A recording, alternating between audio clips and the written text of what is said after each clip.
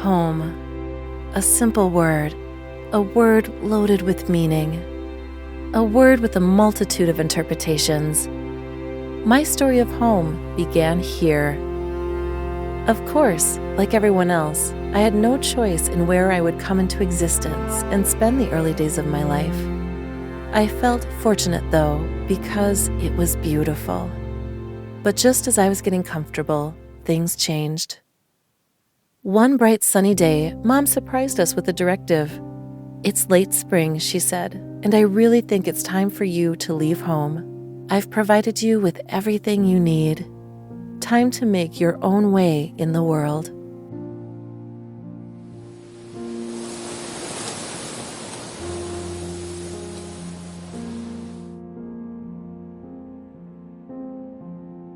I protested. "I'm still a bit green," I said. "Just a few more days, please?" But Mom knew what to say. She recounted her own adventure, floating on air. Of course, she had only done it once, but she still remembered the thrill. And so, I prepared to launch. I waited for an especially strong gust, wiggled a bit, and let go. I was suddenly aloft, riding the soft breeze. I felt dizzy, exhilarated, and a bit afraid. Then I heard Mom, faint but reassuring. "Don't worry, Tara. You won't crash," she said. "Your feathery sail will keep you safe.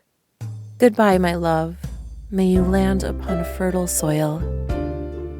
That was my mom, always tending to the dramatic.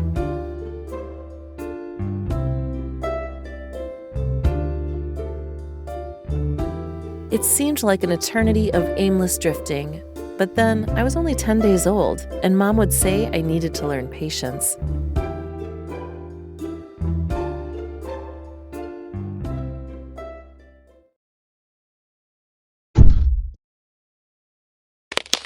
With a loud crack, I felt my seat coat give way. I remember wondering at the time if I should be concerned.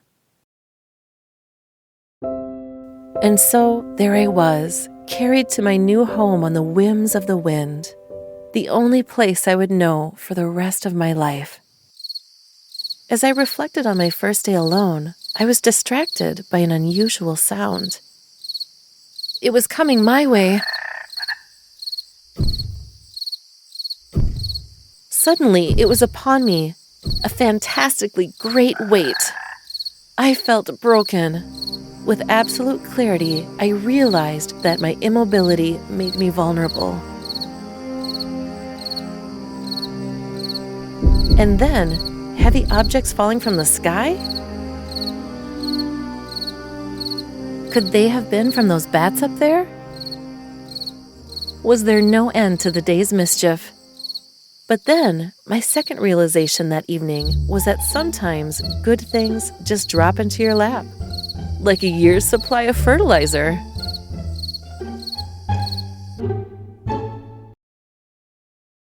A week passed with no rain. Life went on, all around me. But I was so thirsty. Did no one else need water? Just then, it began to rain and rain.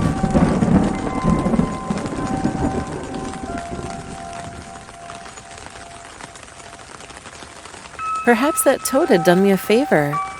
I felt secure and safely embedded as water quickly rose around me. As the skies cleared, I found myself perched on the edge of a precipice, encased in a mantle of soil. And then, a strange bloating sensation. I seemed to be robbing the damp soil of water. It infiltrated my parched body, dragged in through the crack. I felt wonderfully energized, like I was waking up. My root emerged, slurping up even more water as it elongated into the depths of the soggy soil. Tiny hairs started to grow, beautiful, translucent hairs, much like my mother's, I thought. I shot upwards, stretching and rapidly crafting beautiful green tissue.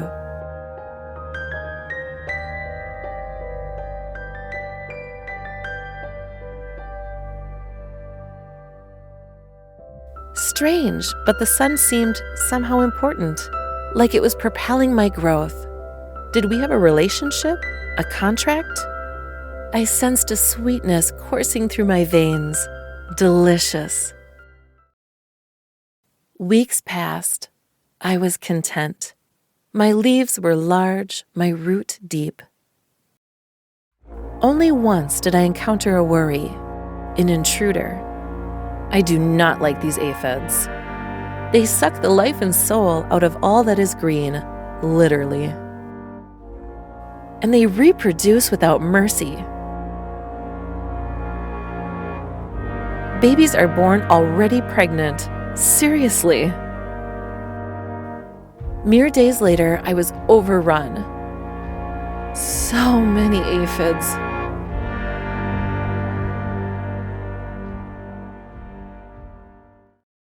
Desperately, I synthesized a chemical cocktail to protect myself, a ghostly vapor of insect repellent. The effect was spectacular, the effort exhausting. It saved my life, but sadly, the damage was done. I had no energy left and was barren of flowers. Autumn arrived. I became lethargic. I felt a need to hoard, to put aside for another day. My root gradually enlarged as I relocated reserves below ground. The winter was uneventful. No surprise there, since I had let my foliage die and lived a reclusive life below ground, surviving on reserves of rather bland starch in my swollen root. I was feeling pretty confident as spring arrived. I started to capture sunlight once again and pump it into new growth. I felt so alive. Weeks passed. My flowers were fully open. I had carefully laid out nectar in preparation for a guest or two bearing gifts of pollen, and eventually one came. Clumsy, stupid oaf, I thought. I was being judgmental, I know.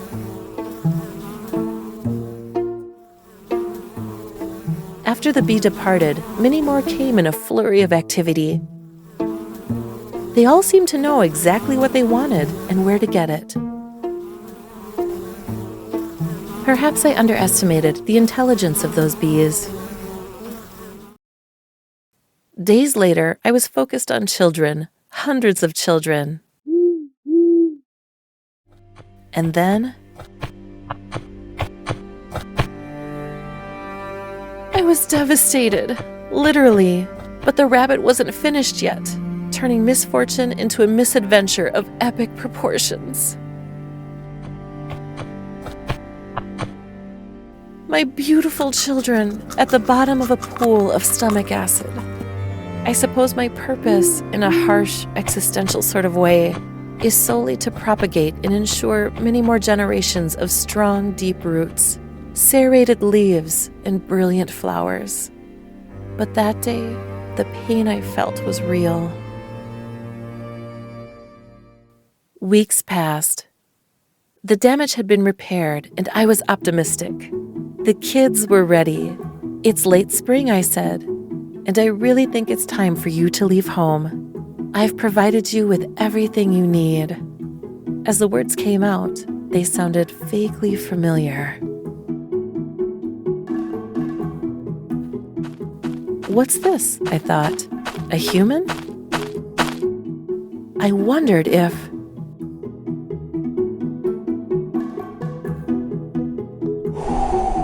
An unwitting kindness, a proper send-off for my children.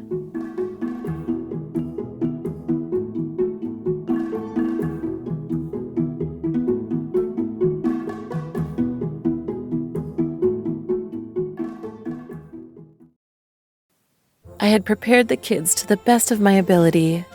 I knew that they would emulate me in numerous quirky ways. They would arrange their leaves in a lovely counterclockwise fashion, just as I do, and rotate their flowers to the sun, just as I do. There would be challenges, but I had given them the genetic resolve to deal with each one. Goodbye, my loves, I cried. May you land upon fertile soil